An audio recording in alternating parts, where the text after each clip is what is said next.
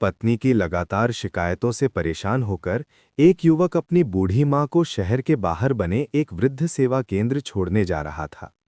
मां रास्ते भर कुछ नहीं बोली, बस अपनी पोटली थामे चुपचाप चरती रही।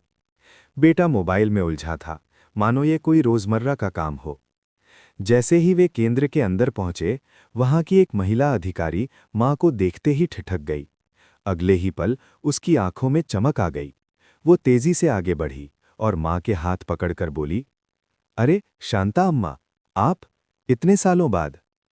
बेटा हैरान हो गया। आप मेरी मां को कैसे जानती हैं?